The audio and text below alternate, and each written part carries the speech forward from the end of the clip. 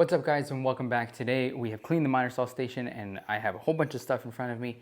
I'm going to show you guys how to add a fence. Before we get started, I will go over everything that I have in front of me. It's not much, but it is everything that you need to add a fence to your own miter saw station. This is a quick project. It should only take you about an hour or so. So let's go ahead and get started.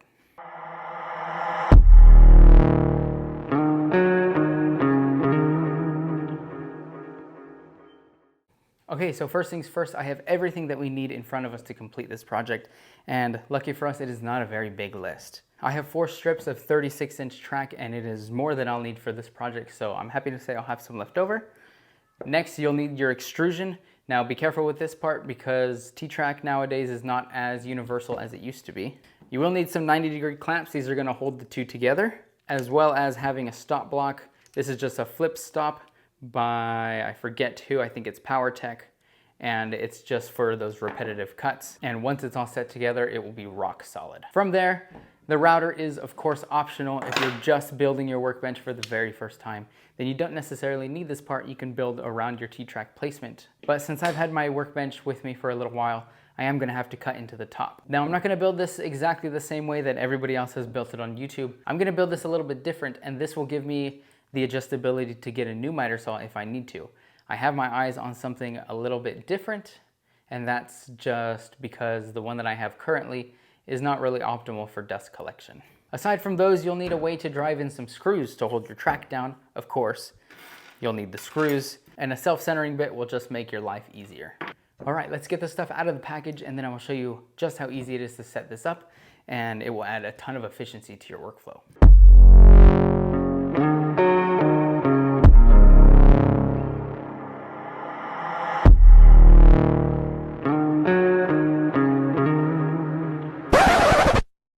Alright, so back in the good old days, you used to be able to just buy T-track and it was more or less universal. That means that if I bought T-track, 9 times out of 10 it would be the right size, unless I accidentally bought the wider version of the tracks, which would have a footing that's about this width here, rather than the 5/16. This is, I think, 1/2 inch or something like that. Anyways, now with 3D printers, all of these extrusion fences seem to be different sizes. So there's probably like 6 or 7 different sizes to choose from. You really have to pay attention when you're picking because all of the grooves are much tighter of a fit than these. Everything that I've linked down below is gonna be just grab and go, set it up. So I've done all of the extra work. I bought this stuff and then I didn't wanna have to wait for new things to come in. So I just made do with what I had. This part might help some people who have already bought the fence and can't figure out why, Jesus Christ. This might help some people who have already bought their fences and can't figure out why nothing's working quite the same. If you look at, this is the flip stop. If you look at the bottom, it has a groove right here that kind of sits in the track and sort of locks it in place, gives it a place to slide on, and then when you lock it down, it locks it tight enough to where there should be little to no deflection. However, if you set it on this, it is far too big to sit into that groove. So what I did was I took my piece and I actually ground it down with just a mill bastard file. This is CNC'd aluminum, so it is relatively soft. Once I ground it down, it actually has less deflection than before. So this is actually a snugger fit. This will work better for me, I guess. But that also means that I needed to grind the little foot down in order to fit into the spot. Now the foot is a steel nut, so I had to grind it down with an angle grinder. If you don't have one of those, you could do it with a bastard file, but it's gonna take you quite some time. The point I'm trying to make is with some tinkering and a little bit of creativity, you can end up making these pieces fit with the 11mm extrusion rather than the 5/16 whatever. Or unlike what I did, you could actually pay attention when you're buying all of your things.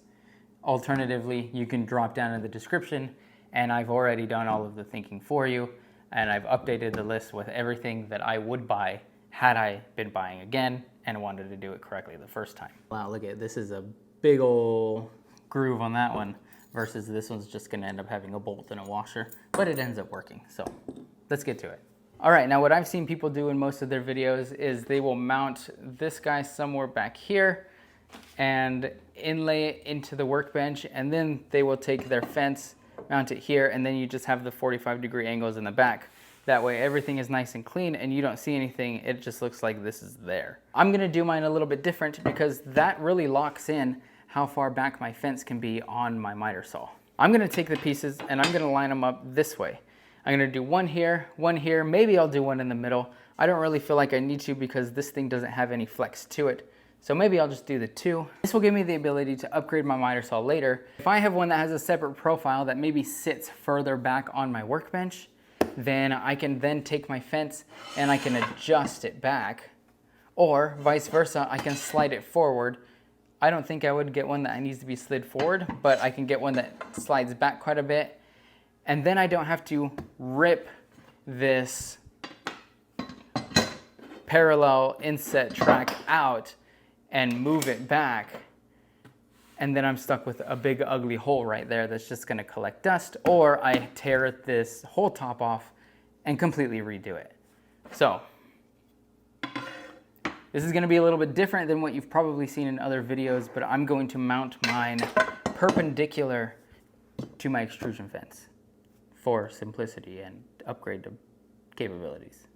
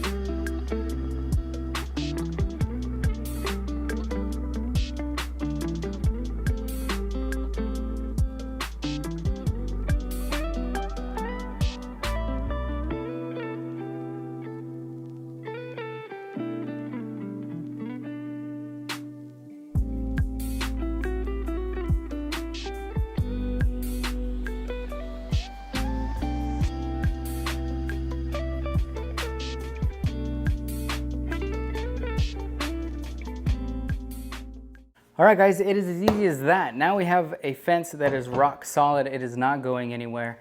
I'm able to make repetitive cuts if I need to. That means that if I'm batching out a ton of things, I can now measure once and cut 100 times, and all of my pieces should look identical. Remember, all of the links that you'll need if you want to add this upgrade is down below. I'm so far a fan of the way that I did it. I think that if I want to upgrade my miter saw in the near future, then now that is a very quick possibility. All right, I still have a whole piece of extrusion and 2 T-track that I haven't touched, and I don't really know what to do with. Let me know if you think I should add this to the back half of it. Right now, I don't really see a need to, but if you guys have come across instances where it's been useful for you, leave those down below so that way I know, and then I can just add it, and it would, I guess, be better to have it and not need it than need it and not have it. Links down below for everything that you'll need, as well as the upgraded extrusion, so that way you don't have to make any adjustments like I did. And then I'll see you guys in the next one. We're going to be upgrading this wall all the way from bottom to top and adding some dust collection hopefully soon. So that might be in the next video, it might be in the one to come after, but like and subscribe down below, and I'll have more shop upgrades and easy how-tos for you guys in the near future. I'll catch you guys next time.